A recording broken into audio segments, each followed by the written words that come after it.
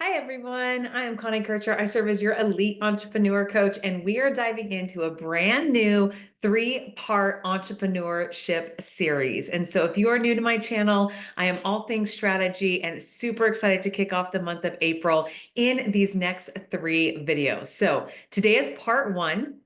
We are going to dive into consistency. The second part of the three-part series is going to be content. And then last but not least is going to be calls to action. So each one of these videos for this three-part series are going to build off of each other. And so make sure that you check out and make sure you subscribe to see the notification for the second and third part of this series. So let's go ahead and kick off. If you've been struggling with gaining traction, this series is for you. So one thing that separates successful entrepreneurs from every single other business owner is consistency. So let me ask you something. If I told you that being brilliant is only 10% of the time and being consistent 100% of the time would actually make you more successful? Do you believe that, right? Do you understand that if you are brilliant 10% of the time, but 90% of the time you are inconsistent, it is not going to play out well for you, okay? So, and I've seen it play out over and over and over for my clients, for people I network with, that when you are so inconsistent, even if you are brilliant, even if you are heart-centered, I'm going to tell you, it doesn't compound the way you think it will. So here's a personal story. When I started my business, I typically, kind of ebbed and flowed in a very high level. And then I kind of, would go down to the basement level of productivity or posting content, or, just kind of figuring out that rhythm of what a consistency system looked like. Because I think a lot of the times when we start, you don't recognize the results you're actually looking for. You're overproducing in some areas or under committing in some areas. And so, I just really want to give you kind of three frameworks when we're talking about consistency for this video. And then again, building onto content and then building onto call to actions. So why consistency matters way more than your talent is the market doesn't reward what you do occasionally. It will reward what you do consistently. So would you rather have a client that pays you $1,000 once or $100 client every single month for years? It is the same principle that applies in our work habits, in our consistency habits. It's not about 2 days a month, you working a 16-hour day, $16,000 an hour day, and then the other times in the month you are just getting paid, quote unquote, your output, your consistency time working on your business or even in your business is zero. That will never compound out. So there are three parts in building a consistency formula, okay? The first one is minimum viable action. Second one is your environmental design. And then your third is your accountability structure. So let me break down each one. Minimum viable action is the key you make every single day so that the actions are literally impossible to skip. So for content creation, for example, it may just be 100 words. It may be, for your sales, I'm going to send just 2 outreach emails, but it is these tiny day-to-day build momentum action steps.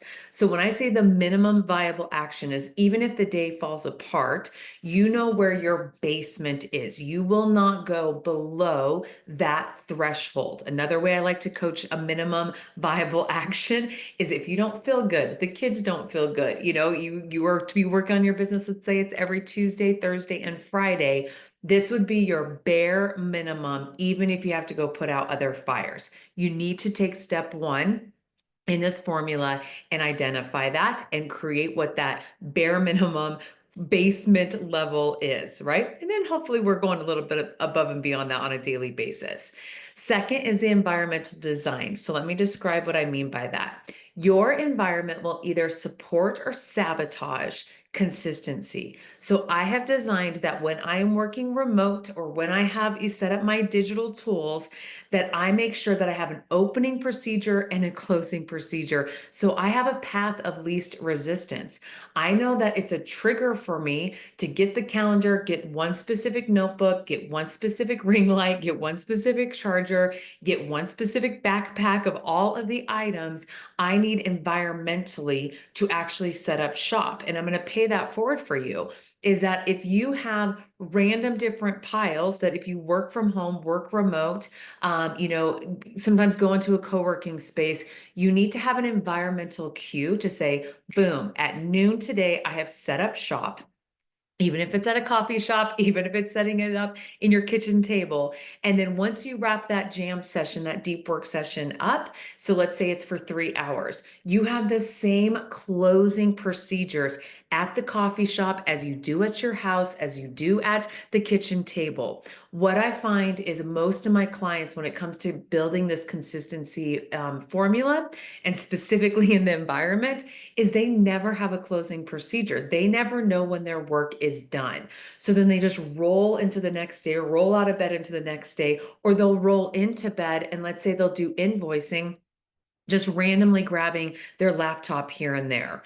So having that, the path of least resistance to say, this is when I'm on work mode, this is when I'm on consistency, deliverables, outputs, getting work done. And then I'm able to go environmentally. I need to pack up shop and go to a different role in life. Okay.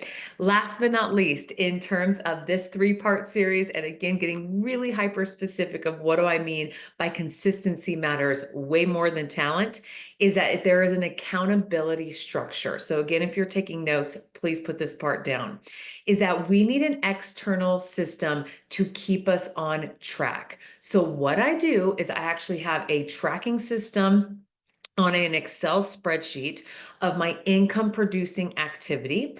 I have a PowerPoint presentation that is a incentive for me to get content done, which we're going to talk about, outreach done, networking follow-ups done, appointments done, handouts, collateral, value add pieces. So I have all of that scheduled. I know what the expectation is for all of April, right? This 3-part series is to teach you, is to kick off quarter 2. And if you're watching this later, you can start it now, but it's helping you to know in advance what's the quantity of check boxes you need. So if that is making different video content, posting different testimonials for that month, if it is an accountability piece to attend X amount of networking experiences or clean up the CRM system or make sure that you have applied for that feature blog, that feature podcast, that feature, co-creation kind of virtual summit, making sure that you have it structured in a way that you can track it. Because if you cannot track it, there's no way to measure if you did or did not stay consistent.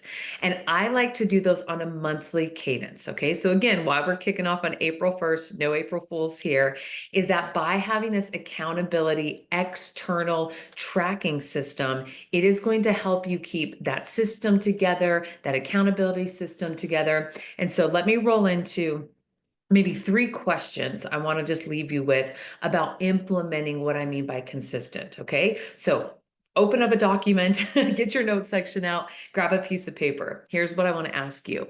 Number 1, what are the 3 most important actions you need to take daily in your business?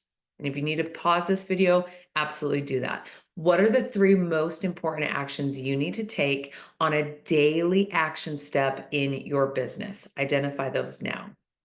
2, how can you make these actions so small and like stupid simple that they are impossible to skip? So the second question I have for you in today's video is how can you make these actions so incredibly small that they are impossible for you to skip? Third implementation question. Who or what will keep you accountable. So is it going to be that PowerPoint presentation that each slide you are, inserting a different graphic or a checkbox? Is it a Trello board that is going to keep you accountable? What's going to be the actual external tracking system you're going to use? So it could be electronic, it could be a planner, it could be a habit tracker, but you know yourself best, but you need to pick one modality that is easy to go with you and that you can stay consistent in actually tracking that, right? And then how will you keep your consistency streak going? I love this one. I love the idea of, those paper chains that we used to do as kids.